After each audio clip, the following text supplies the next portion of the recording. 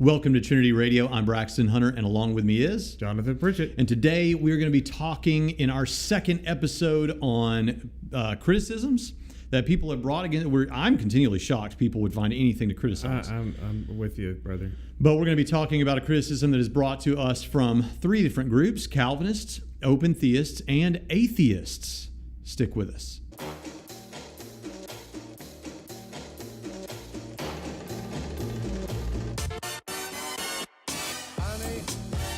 Welcome to Trinity Radio with Dr. Braxton Hunter and Professor Jonathan Pritchett. We're forgiven, we're shown mercy and grace, and our punishments probably aren't as harsh as they should be, even within this lifespan. Do skeptics bring objections to the case? Of course they do.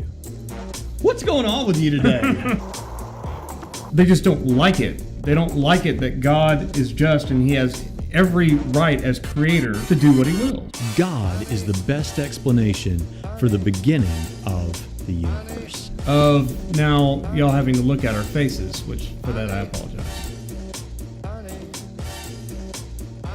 All right, so aside from our somewhat disbelief that people would ever disagree with anything that we say, I mean, if everyone would agree with us, the world would be better. But that's not the world we live in. So, people have... We also wouldn't have a show if everybody agreed with us. Right. But we have an objection. Continuing on from the last episode, we were going through some objections to some of the things that we say. But here's an objection with respect to the issue of the problem of evil that we hear from not only atheists, but also from other believers who have a different view of providence than we have. And the objection, if I may say, Go for it. The objection is this: did God know there would be evil when He created the universe? The answer is yes, but He created the universe anyway. So God created a universe knowing that there would be evil in it when He could have not created the universe and there'd be no universe, or He could have created a different universe that had no evil. Why didn't God create that? Given that He could have done that, but didn't, saying that God has perfect foreknowledge and creates an evil universe despite knowing that there would be evil puts God on the same hook as if you believed God determined all events in the universe that He created, including the evil ones. You put that really well. Let me back up and run over it again. Okay. Here's the thing. So you're going to say it for normal people. Well, we have a problem with we have a problem that is called the problem of evil, the problem of suffering, the problem of pain, and it is a problem. Sometimes people refer to arguments from evil that atheists will bring as the problem of evil. Well, an argument from evil is doing something with the problem of evil. We all agree there's a problem. There's evil. It's a problem, right? But the thing is, people try to handle that in different ways. Atheists say the way you handle that is there is no God, and therefore things that are unpleasant or whatever you want to say without trying, if a careful atheist will not use value-based terms, but they'll say there is no God, so of course there's evil because things are just happening, right? A Calvinist will say, well, some Calvinists will say, whenever I say what Calvinists will say, I know that at least half of them in any given situation, no matter what we don't say that, are going to have a problem. But the fact is, many Calvinists will give what is called a Reformed theodicy, and they'll say, yes, God created a world that would have evil in it, but He's going to use that evil to bring about honor and glory to Himself. Yes. Now, technically, the way I just stated that, I don't have a problem with that. I just think that that's not the only reason. Right. But that is a fine response. But Calvinists who are consistent Calvinists will be either compatibilists or they'll just call themselves determinists.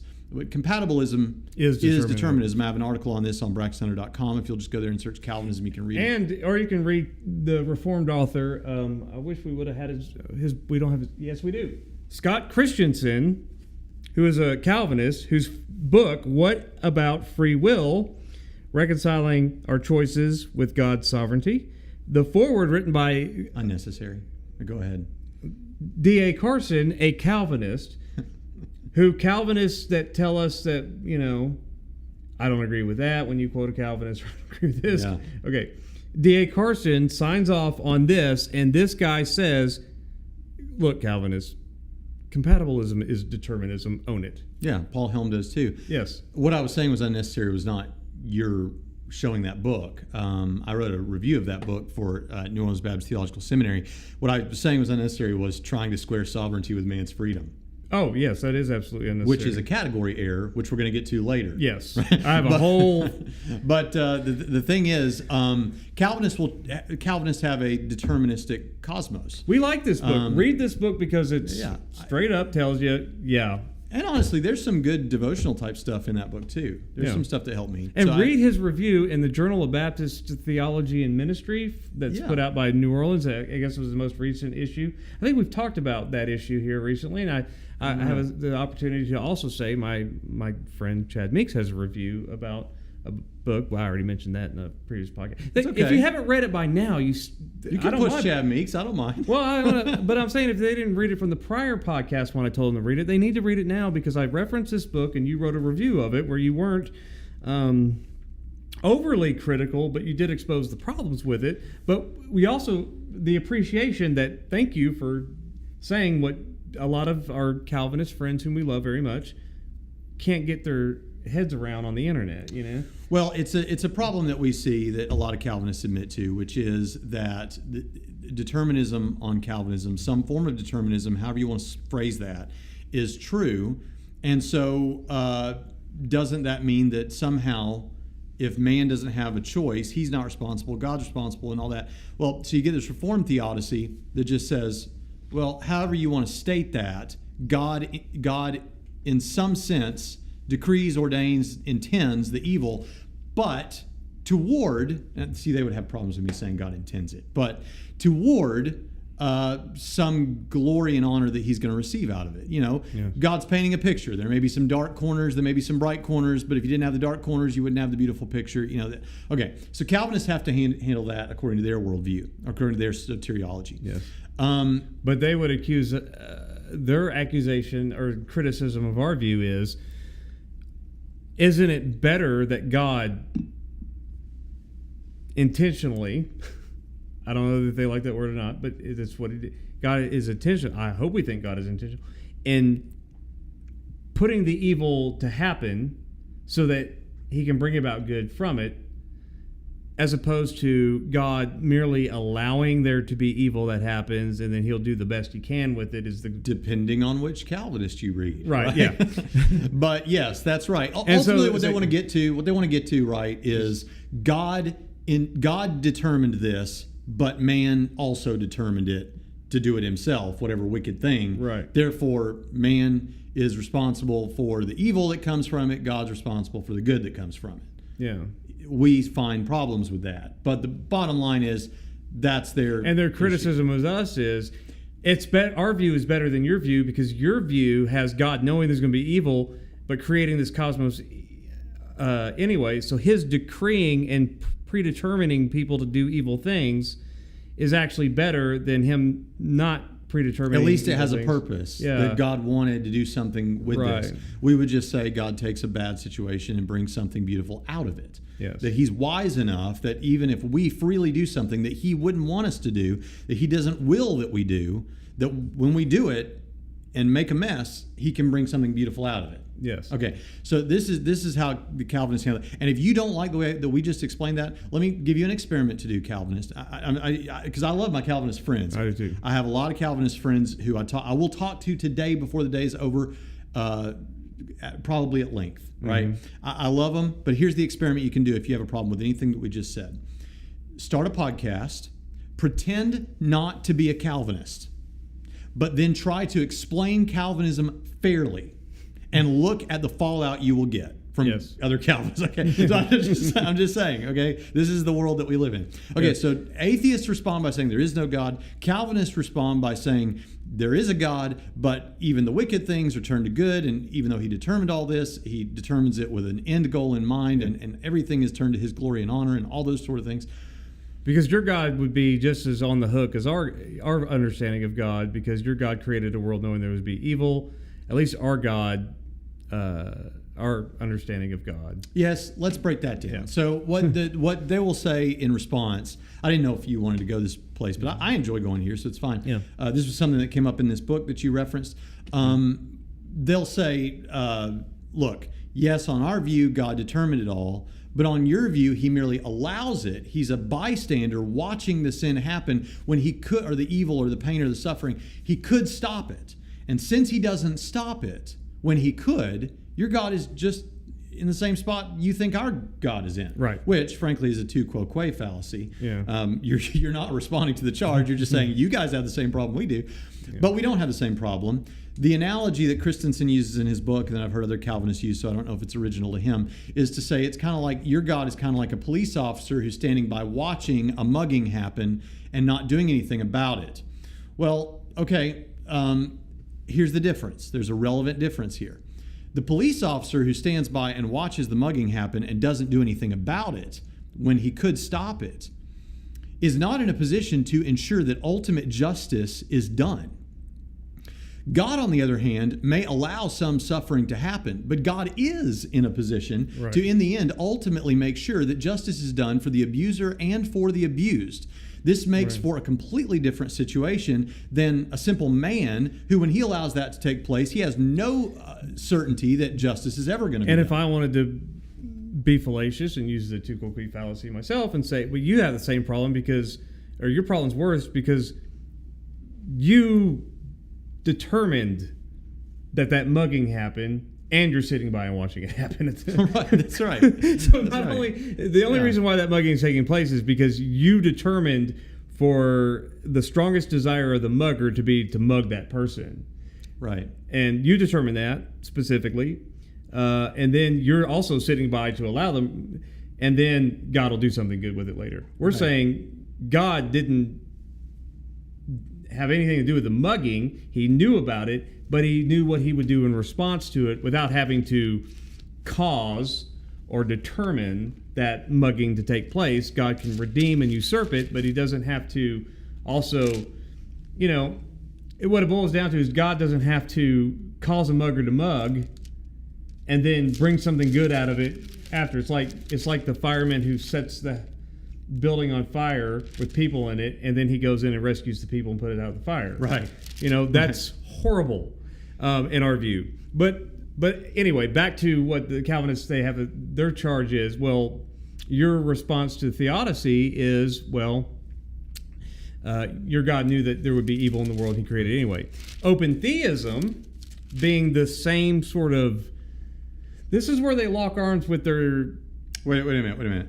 I want to say something about our perspective. I think our perspective on this is thoroughly biblical because, take, for example, Paul. I can't imagine anybody who is more deserving to have a prayer answer than the Apostle Paul. Yeah. But in 2 Corinthians chapter 12 and verse 7, he says, because of the surpassing greatness of the revelations, for this reason, to keep me from exalting myself, there was given me a thorn in the flesh, a messenger of Satan to torment me, to keep me from exalting myself.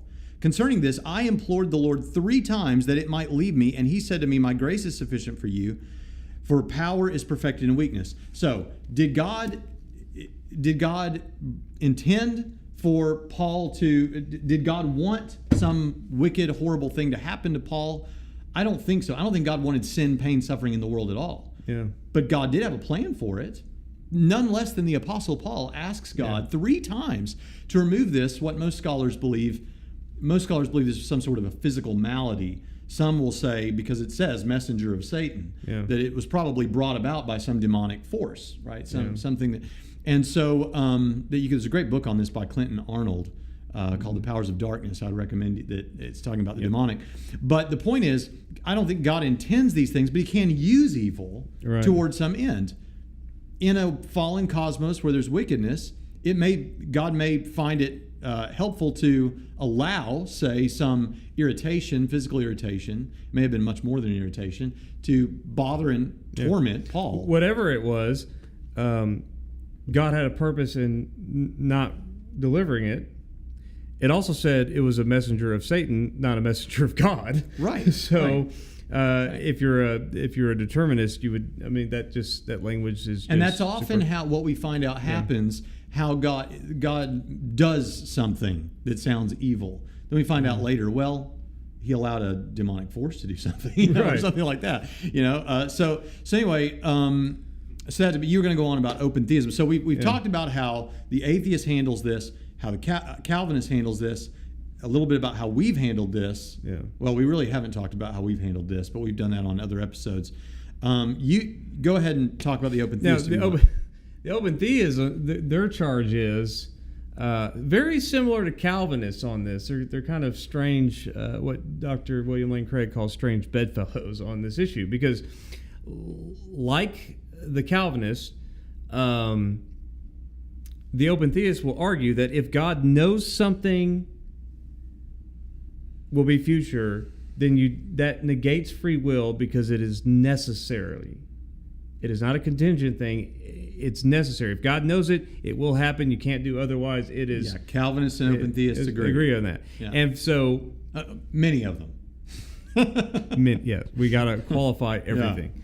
Yeah. I don't. Qualifiers. Paul didn't say when he agreed that Cretans were all He didn't say, well, most. Yeah. No, he quotes the guy and says, "Yep, you got it." Yeah. It's in Titus for this, right? Titus, right. Yeah. It's in Titus. And so qualifier. That's just nitpicky. If you're that pedantic, get out of show business. But, or stop watching podcasts like this, because everyone, let's qualify to death. But your point is, Calvinists and open theists agree on that. If God knows the future, it's determined. Then we don't have free will, right? And therefore, libertarian free will. Yes. God created, expecting, given the gifts he gave to Adam and Eve, he knew, for open theists, he knows all possibilities that could have happened. Well, yeah, you left that out. Yeah. Because this is the thing. A lot of people don't know what open theism is. Right. Open theism believes that God knows all possibilities, just none of them for certain. So what he's saying is, with the open theist objections... Many of them. Yeah.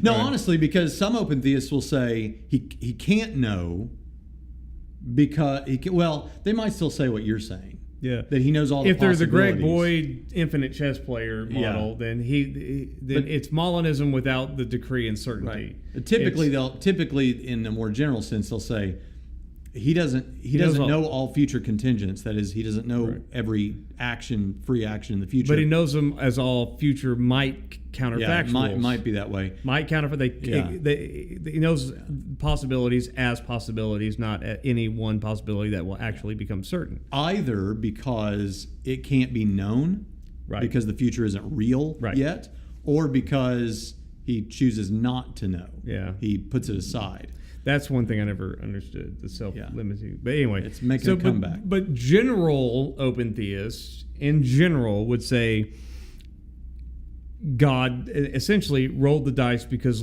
love and free will is worth it and all this. And so...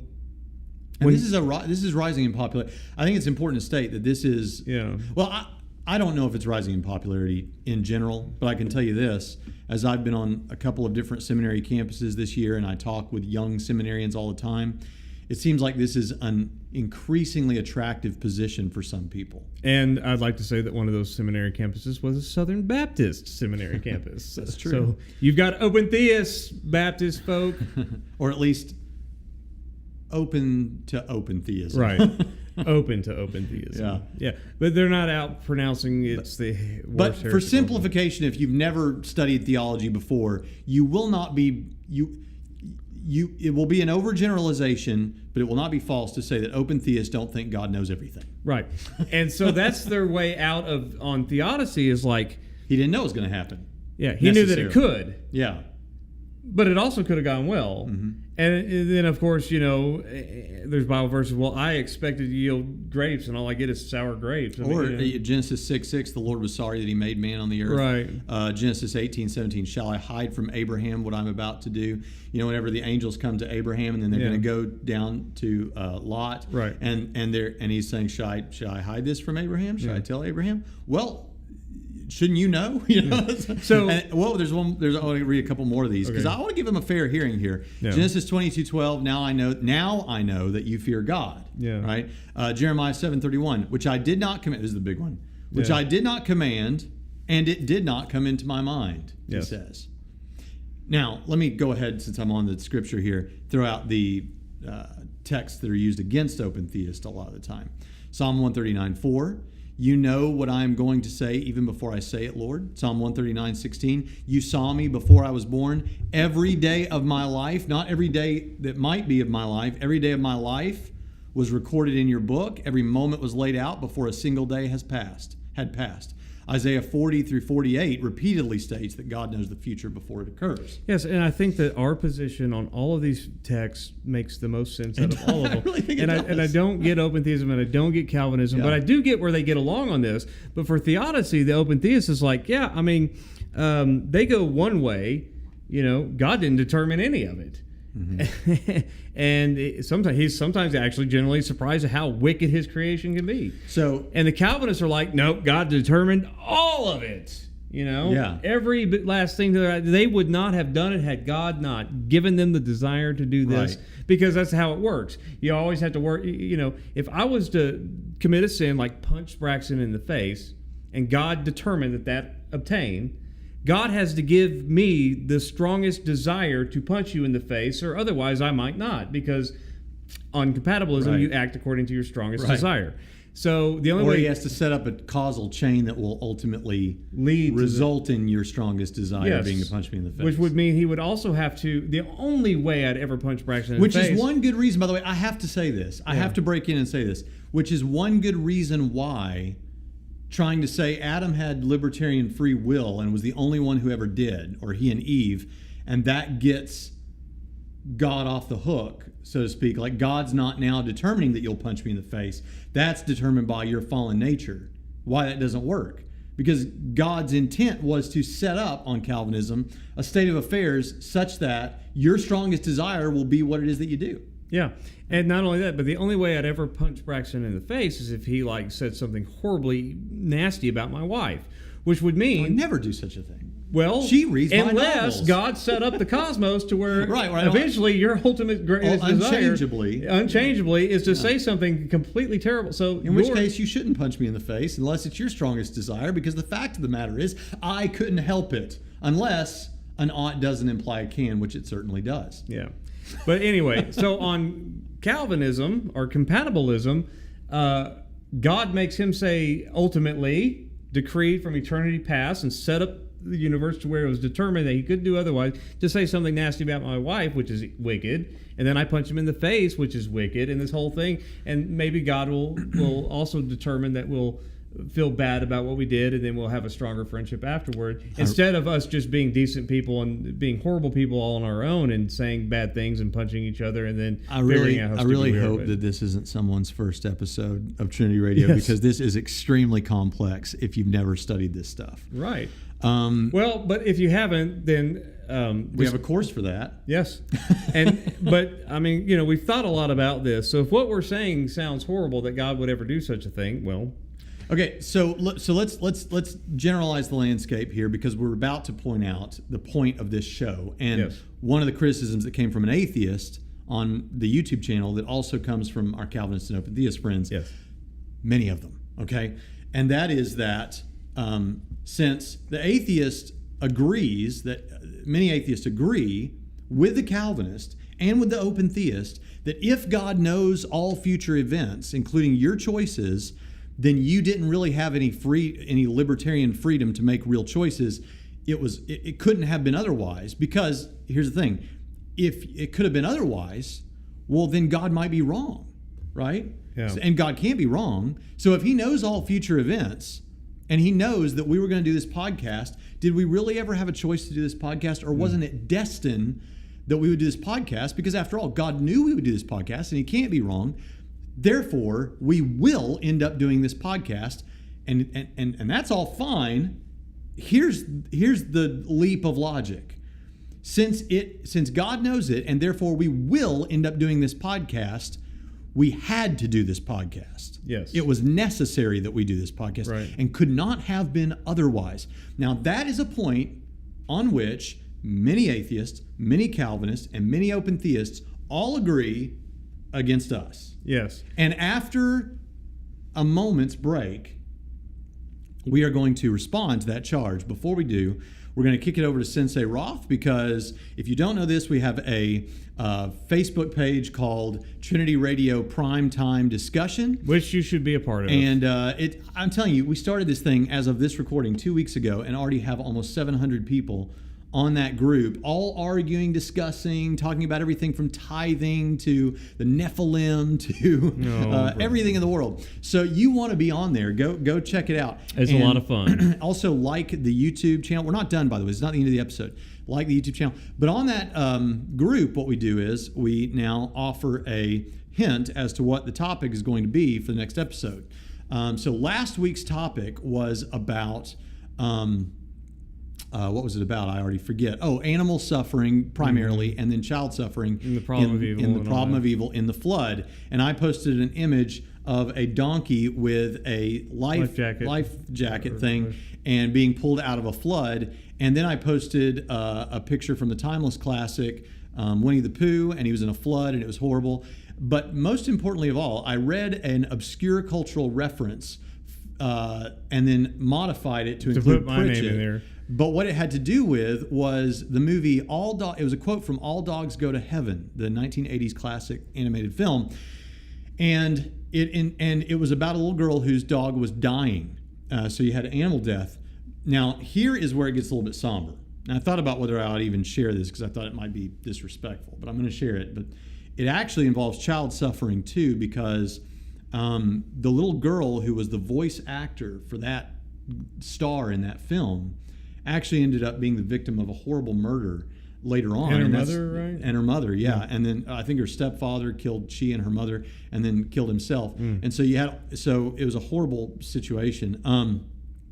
But that was these hints comprised the obscure cultural reference, and we had someone guess correctly. So what we do is, if you guess correctly in the Facebook group there, then we will read a statement of your choosing on the next podcast. As long as it's not vulgar or whatever. Yeah, So Sensei Roth, read for us the obscure cultural reference. And so this quote's by Michael Boyle, and the quote is, Christianity defines relationship, religion, and a movement that becomes a culture. We as the church should not think that we can abandon Christian culture and keep the gospel. They are one and the same. And I say amen to that. Okay, so I love these new listeners that we have who are, these are the greatest statements. And I know you particularly liked that particular statement, right? Well, I liked Ian's better. Well, you like the ones that are less serious. But, okay, on this very serious episode, let's get back into it. Now, let me set things back up for you to pounce, Pritchett, because now what we're going to do is we're going to respond. So here's our position. We read the biblical data that is used often to respond to open theism. So we do believe that God has exhaustive knowledge of all future contingents. In fact, you and I both also believe in middle knowledge. So we actually think he has knowledge of everything that could have been also. But we also believe man has free will. So we believe God knows all future events, and we believe man is free, because we think a multitude of biblical passages don't make a lot of sense if man does not have libertarian free will, right? Right. So what do we do? How do we respond to this then? How do we respond to the charge that if God knows all future events and cannot be wrong, then we can't possibly have free will? How do we respond to the atheist, the Calvinist, and the open theist? Do you want to tackle that, or do you want me to tackle that first? Well, I'll tackle it like this. This is actually trivially easy to dispel, but it might be a little bit complicated. In modal logic, you have operators. Must would be, or necessarily would be an operator. So, and we're talking about philosophical necessity, meaning could not fail to obtain, is true in all possible worlds. Right. So, the claim is necessarily God knows Braxton's going to say something awful about my wife. Okay? Therefore, and then Braxton, of course, says that. Therefore, Braxton necessarily said something horrible about my wife. And that's where the problem comes in. Yeah. If God knows I will, then I will. Yes. There's no escaping that. And necessarily, because God knows all things, He knows that you will. Yes, so you got to be really precise here. And people Yes. that want to pick at this and say, well, you're making it too complicated. I'm sorry, these are some complicated issues. Now, we can state it simply. Yeah. Here's stating it simply. God's omniscience is necessary. Yes. But what He knows, the actual future contingents, are not necessary. What that does not mean is that if God knows them, they might not happen and He might be wrong. It just means they didn't have to be that way.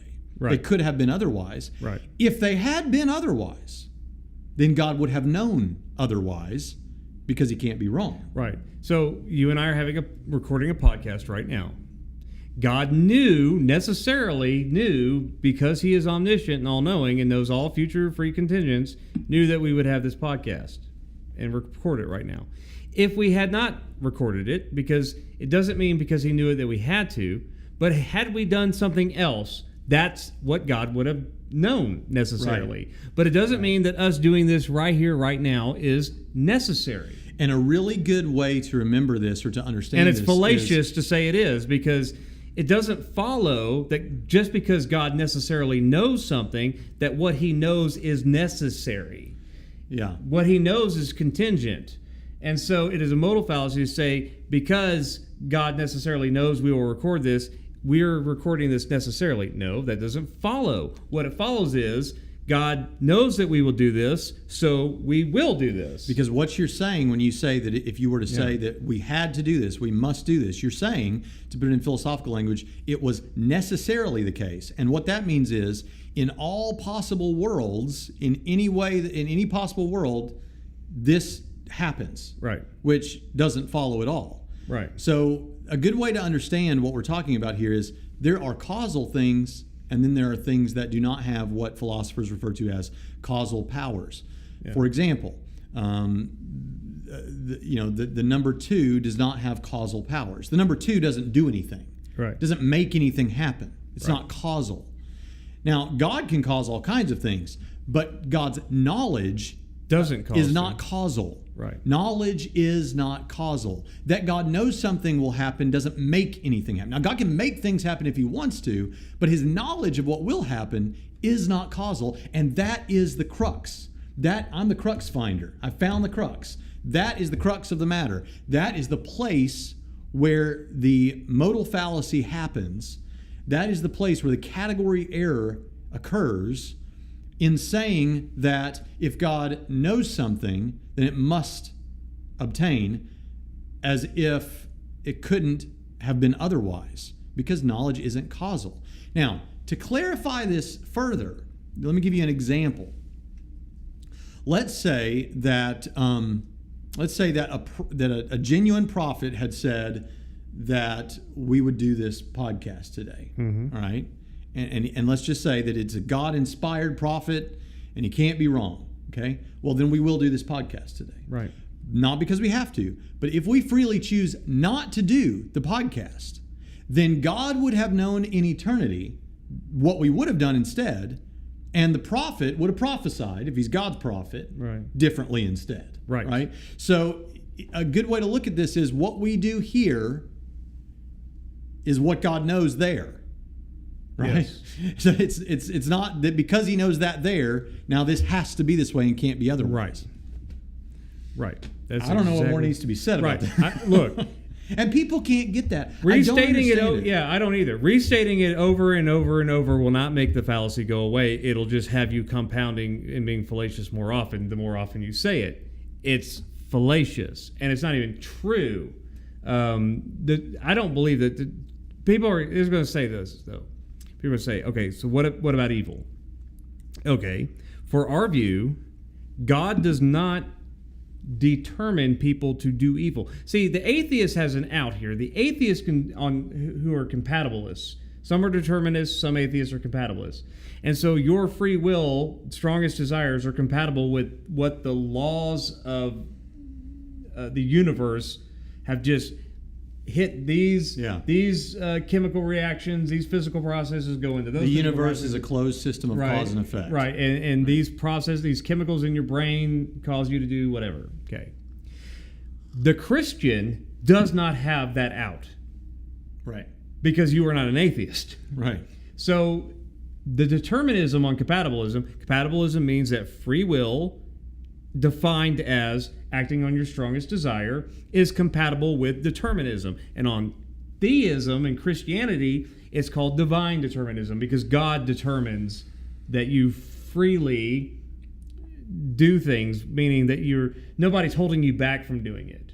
You're not coerced to do it. You want to go there? You want to explain compatibilism? Yeah. Okay. That's what this book is about. This book is an attempt to explain what is called compatibilism. Now, compatibilism is determinism. Yes. Sorry, I went around in a 1,500 post Facebook thread trying to get one Calvinist to tell me how Yes. it's not, and they all except one ultimately agreed that Yes. it was. Calvinists, please read books by Calvinists. Yeah, the fact It is, would be helpful. Compatibilism, determinism says everything is determined and can't be otherwise. Yes. Compatibilism says Yes. everything is determined and can't be otherwise. But for you as an agent, you experience your choice as free.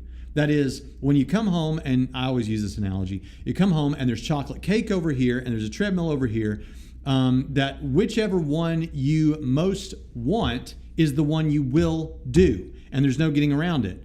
Compatibilism says you do what, but see, that's the thing.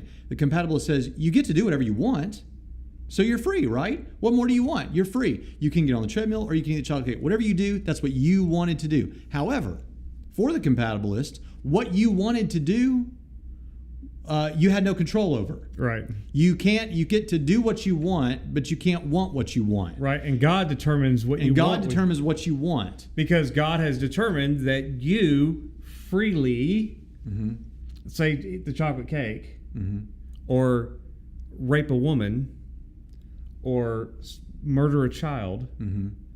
God determined that that's what you would want most, so that situation that He determined in eternity's past will obtain. So, Because if you didn't want that more than anything else, it wouldn't happen. Whatever you wanted most would happen. But God determined in eternity past for you to eat a chocolate cake or rape a woman or slaughter a child. And so that has to be or your be strongest kind desire. or whatever. Or be nice. Good or yeah. bad thing you do. Right.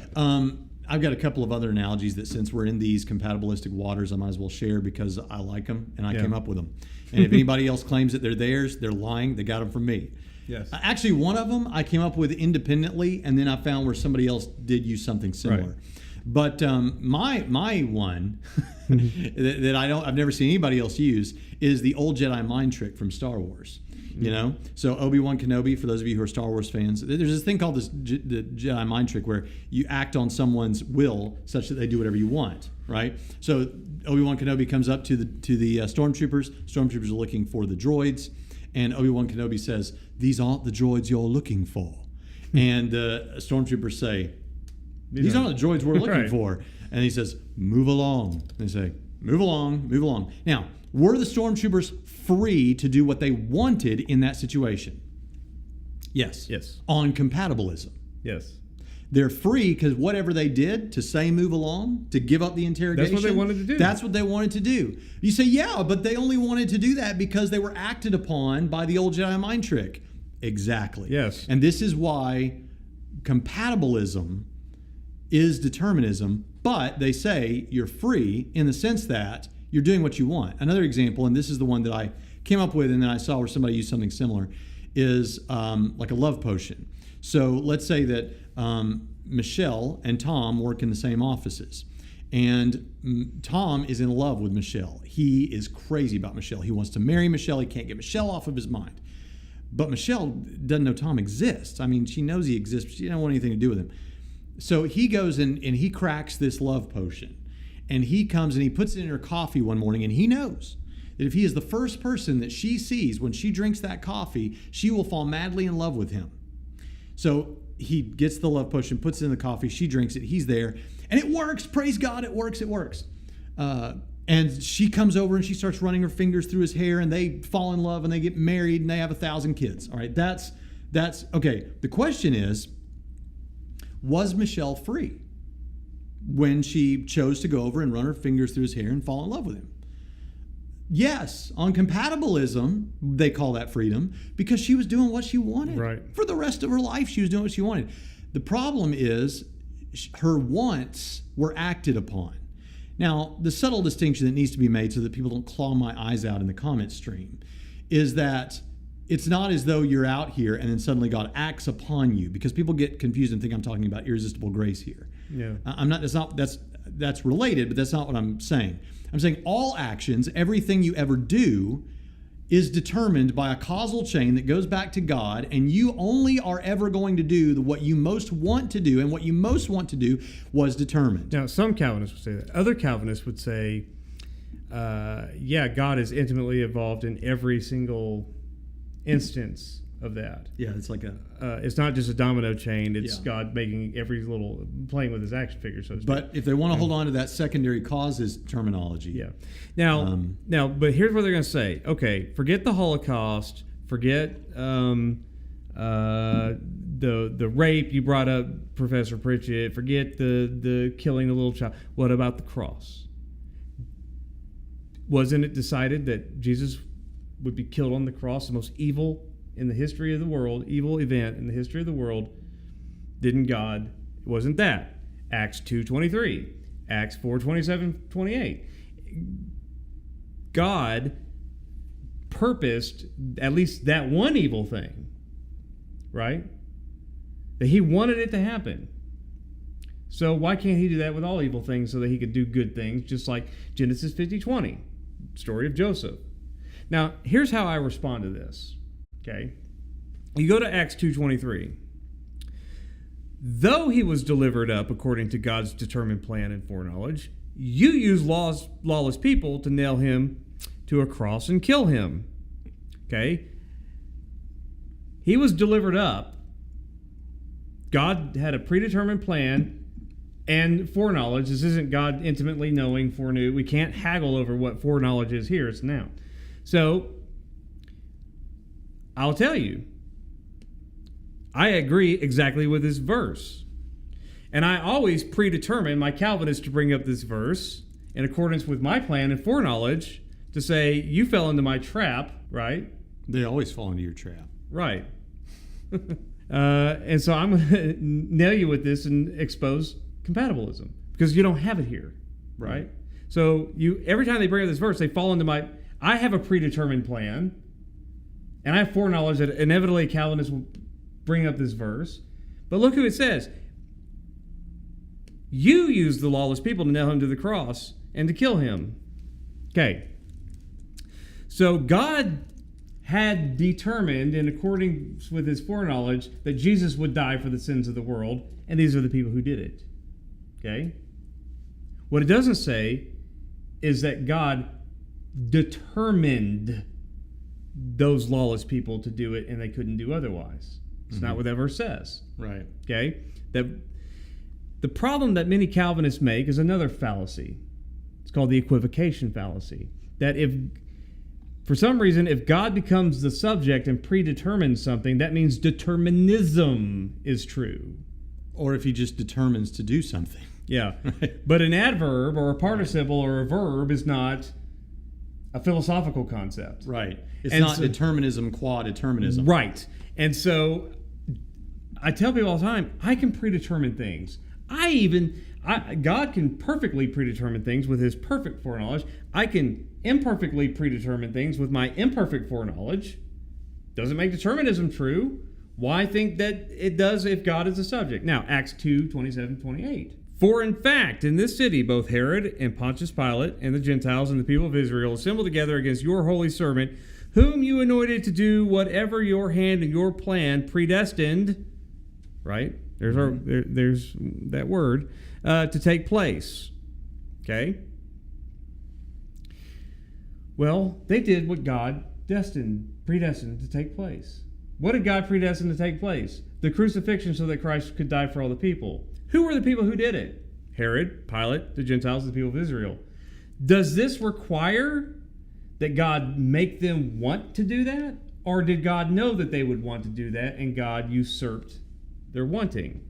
Well, according to this verse, they had the thing that they were conspiring to do, assembled together to do. They had their purposes and God had his. There's nothing about this verse that requires determinism, even when the word predestined is used. Right.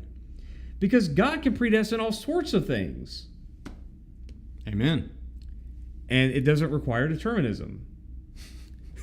It's like the story with Genesis. It's the same thing that I did with Acts 2:23. You meant to bring up Genesis 50:20 for compatibilism. I meant for you to bring it up Right. to debunk compatibilism, Yeah. to bring about the cheers of many non-Calvinists. Right? See, you can intend to do something. I can intend something as well Something with good that out of same what you thing, did, same thing, Yeah. and bring about the cheers of everyone who doesn't believe in Calvinism. And guess what? That doesn't make determinism true. That you intended one thing with a proof text, I intended another to make it blow up in your face, and everyone cheered. Or the brothers intended one thing, God intended another thing, and it brought about the salvation of many people. Yeah. If compatibilism is true, the Bible would read utterly different, because it would say, God intended you to intend evil for good. If it said that, we're wrong. Compatibilism is true. God intended you to intend evil for good. It's not what it says. That's our principle of falsification. Right. Yeah. So, again, go straight to the cross. I'm happy for you to go straight to the cross. I'm like, where's the determinism? Not where did God predetermine things. Where's the determinism? Yeah. Okay. Same thing with Isaiah 9 and any other passage like this. My contention is this: Deuteronomy 30 and other passages demand libertarian free will to be true, or it makes nonsense of the passages. The Bible from beginning to end is a story of choice. Yes. Most of it doesn't make much sense to me without it. You know, God pleading with people. You know, I won't say who, and don't say who. And if you say who, I'm just going to bleep it out. but there's bleep it, but don't edit it. Okay, but there was a person. There was a person on our forums who someone was asking me something. I don't even remember how it came up. Yeah. And I was saying, well, look, one of my problems with the Calvinistic position here is it seems like the way it shakes out is man is God. I forget what I said. Man is determined to do wicked thing X, whatever that is. Man is determined to do it. God pleads with him to repent. And even though he's determined not to, God pleads with him to repent and make it right. And then God holds him accountable for not doing what he was determined to do. Right. You know, to me, this is problematic. This guy said, you're misrepresenting Calvinism. That's not Calvinism. If that was anybody else, I wouldn't even take the time to respond to it. That's what he said. He said, but I know you know better, and so I'm responding to you. So for over 24 hours, I went around with this guy saying, which of those three statements is false on Calvinism? That they were determined to do, determined to remain in their wickedness? That they, that God was pleading with them? You think that's false? Or that God holds them accountable? Was that false? Well, 2 and 3 are clearly not false if you're a Christian of any sort. God does plead with people, and he does hold them accountable for their that's what sins. the text says. So the only thing he could object to is that they were determined to do what they did. Right. Now, I was careful in my original statement because I know that they play with compatibilism. Right. So I didn't say God determined them. I didn't say their nature determined them, which is what they'll say. Yeah. They were determined. Yes. Right? None of these three things are false on Calvinism. So, to my mind, that number one, people believe one of the reasons people believe that is because of this thing that if the only way God knows the future is if he determines it. Yeah. That all these three things share. I reject that. Yeah. And if that's the answer, that God determines that they'll do such, or they're determined to do such, and then and then he pleads with them not to do it, and then holds them accountable anyway. That makes no sense. Number one, of the problem of evil, right? But number two, that to me, and I'm not saying, and I'm not saying this in a I don't want to be offensive. Yeah. We're friends here talking about the Bible, talking about theology. So I'm just going to say it flatly out of respect to the position. I said that one time, and you liked that I said that. Yes. I'm saying it out of respect to the position. That to me leads to implicit contradictions in God's nature. Yes. And there's a difference between explicit contradictions and implicit contradictions. My contention is this: there are some Bible verses that require libertarian readings.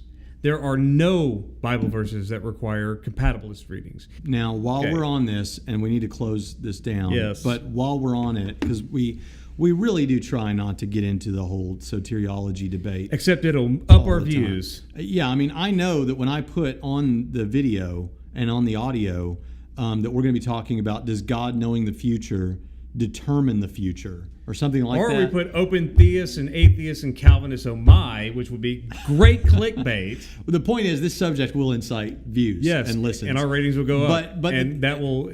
But I don't like that. That will be the temptation. It's cheap, man. Yeah, It's we're cheap. stealing Leighton's thunder, is what we're doing. I don't think he has to worry about that. No, he doesn't. But we might as well, since we do so seldom go here, we might as well go ahead and conclude with what I began with, which is when you were referencing this book initially, and I said, and reconciling our choices with God's sovereignty, and I said unnecessary. Yes. And the reason for that is also a category error. And the category of that error, that is it requires you to leap categories or try to. Here's the thing. According to many evangelicals, because of Calvinism, and I say it that way because there are some who are not Calvinists who have adopted this thinking, even though they're not Calvinists. The word sovereign, as it relates to God, and only as it relates to God, implies some form of determinism. Nope. But to be a sovereign is something we have a definition of. I said this way back in my debate with Joe Myra. Yeah. To be a sovereign means something. It means to be a king. Yes. It means you have a position of authority. If you are a sovereign, you have authority. a position of authority over your realm. Yes. Right? Well, yeah, but that's not God. With God, it means something more. Yes, it does. What it means is he has a much bigger realm. His realm is the entire cosmos. Yes. Right? That's his realm. If there's anything else, that's his realm too. Right. Right. So the thing is that refers to his position of authority. Yes. He is king. That says nothing one way or the other. Right. Absolutely nothing. It does not mean. It does not entail. It does not imply. It has never been defined as including in the concept of sovereignty. Determinism. Yeah. Sorry. Well, how does God being king? So when you are so help me out. When you're watching like a movie about King Arthur, do you assume that everyone in his kingdom within the walls of Camelot are all determined to do everything that they do because he's king and he's determining it? No. That is to say, King Arthur? No, absolutely. Of course not. Right? They're freely doing whatever they want. They may choose to submit to his authority. Right. They may choose to rebel otherwise. Right. Even at the highest ranks, even Lancelot. Yes. Lancelot. Yes. Right. So the thing is, it doesn't mean anything right. more when you're talking about God, except that his realm is bigger. When you don't have to reconcile God's sovereignty with human free will, because that's like juxtaposing flying saucers and fruit. Different categories of things. It's worse. I think it's worse than that. Yeah. So look, here's the deal. If God created a universe that was deterministic, and the Calvinists are right, or whatever, God is maximally sovereign. If God creates a universe with libertarian free creatures, he is maximally sovereign. God can't be more maximal because that's nonsensical to say. He's maximally sovereign over either universe he creates. Meaning, he's free to do as he pleases. Yes. He can step in at any time. Yes. He can which is influence as he likes. Which is why, let me put this out there, just to float it out there for my friend Leighton Fires, which is why I don't like the A.W. Tozer quote. A God who couldn't give his creatures free will would be less than sovereign. No, I think that a God who couldn't give his creatures free will would be more chicken and incompetent, but he'd be chicken, but that's different than sovereign. God is maximally because he would still have authority. Right, he has maximal sovereignty, which means he can't be more sovereign. He might be less powerful. He might be less wise if he was unable to do it. Yes. But he would not be less sovereign because that is a position, and here's how I say it. And you can't redefine terms. If you redefine terms, then listen to me, Calvinist. If you make sovereignty mean something it doesn't, you're no better. Listen to me. You're no better than somebody who is a LGBT activist saying marriage is now going to be redefined to mean a union between two persons instead of man and woman. Okay. So if you don't want to be exactly like this weird postmodernist LGBT activism culture that redefines words, stop misusing the word sovereignty like Scott Christensen does. Ran over. This Words mean things, and they don't super mean things because you want to change the subject to something religious. Listen, if you were a Calvinist and you were here right now, after this is over and we go out in the hallway, he'd be your best friend. Yes. I mean, this is just the passion that comes. Now here's But my passion is not against Calvinism. My passion is against people who destroy human language because it's our only means to communicate. okay. Here's a simple way of saying this. Because sovereignty if you're sovereign, you're king. Mm-hmm. Because sovereignty refers to a position of authority, it means something more than sovereignty for a king in this land on earth somewhere because of the size of his realm. That's what's different. Now, I know I've already said that. So here's the thing. Yes. What the Calvinist is doing is speaking as though his position of authority is the same thing as how he exercises that authority. Right. How he exercises that authority is a separate question from is he sovereign? Right. A sovereign might exercise his authority in a variety of ways, which is why with human kings, people criticize how that sovereign did things as opposed to this sovereign. I like that sovereign better than this one because I like the way he exercises his authority better than the way this guy does. God's going to exercise his the correct way, but how he exercises it, where he chooses to step in, whether or not he chooses to make you determined or to give you libertarian freedom is a separate question from whether he is sovereign. Thus, the question of whether there is a tension there's a tension in this room right now, but whether there's a tension between sovereignty and freedom, how can there be?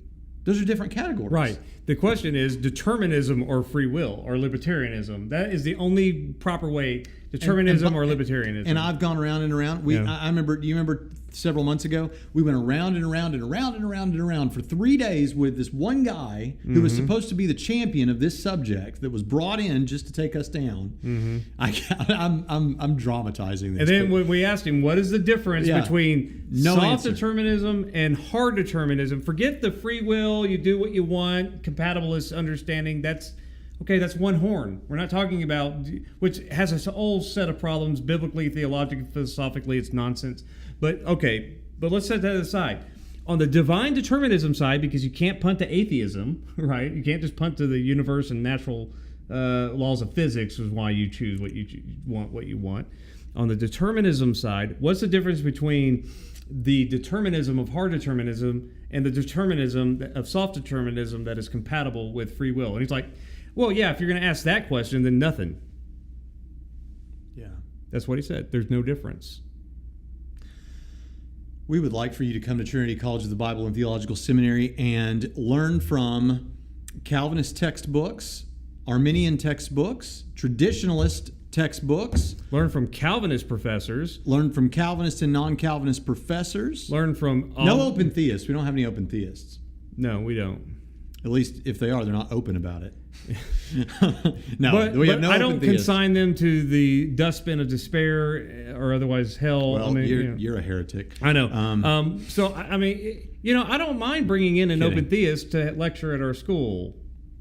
So we want you to come to Trinity College of the Bible and Theological Seminary and listen. You can audit these courses. It doesn't cost you that much. You just think 8 hours of lecture on a specific subject instead of the smattering that we give you here, and not as much charged with emotion as we give here.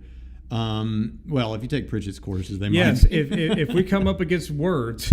But honestly, no. Pritchett will assign Calvinist textbooks and is actually more hospitable to larger views brought by Calvinists than a lot of other traditional schools. We're supposed to bring in our collection of our favorite Reformed theologians. We'll have to do that in a future podcast. But I've got lots of favorite. Oh yes. So my favorite seminary lecturer of all time was Ronald Nash. Yeah. Now I don't care much when he gets on politics. I don't care, but that was his two things: philosophy and politics, basically. Yeah. And he's one of my favorites and hardcore. I mean, in one of the lectures, he said, "If you don't believe this," he said something like, "You don't believe this, you're stupid, or you're an idiot, or what's wrong with you?" And I'm sitting there thinking, he's great. I love this guy. So it's okay for him to talk like that.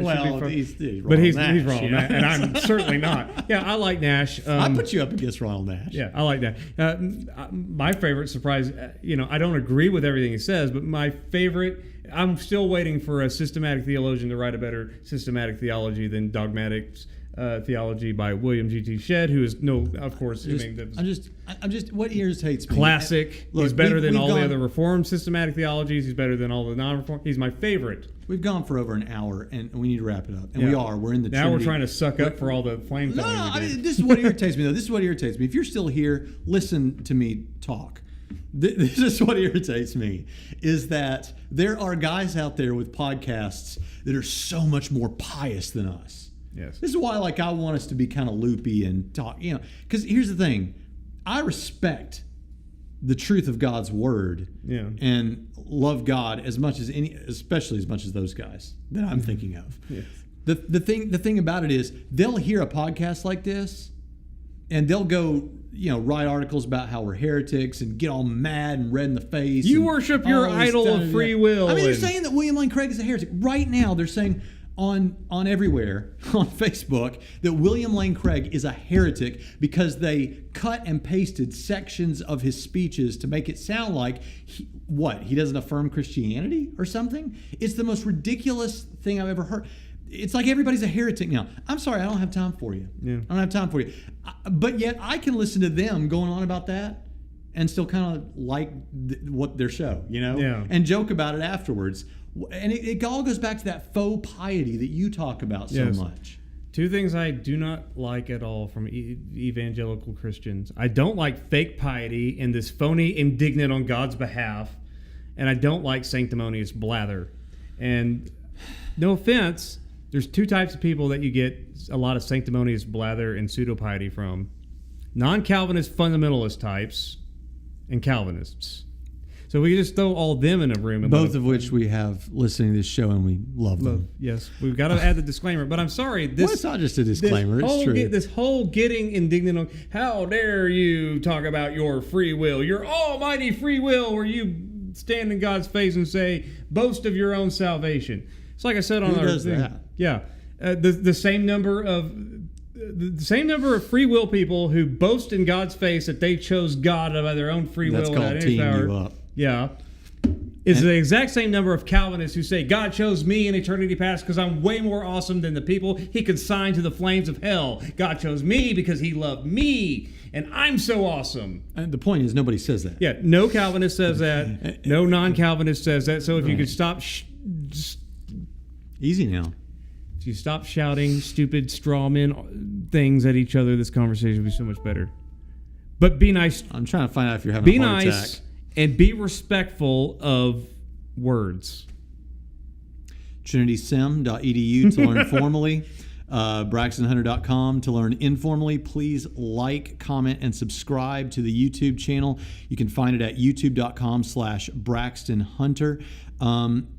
Lastly, it helps if you comment there. And here's another thing for those of you that are still here.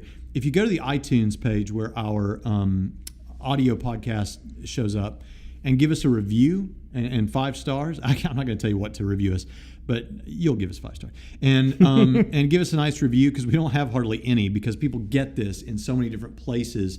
But iTunes is kind of the nexus, and so it really does help us out if you go there and write us a nice little review. It'll take you just a few minutes. And if you do that, I'll tell you what, in a future episode, because we record several of these at a time, in a future episode, though, I will read your review on the podcast, or Sensei Roth will, one or the other. So, thanks for joining us. I enjoyed this, whether they did or not. I know you enjoyed yourself. I like to get animated. Everyone, I love open theists. I love atheists. I love Calvinists. You just don't have a case against us. Sorry.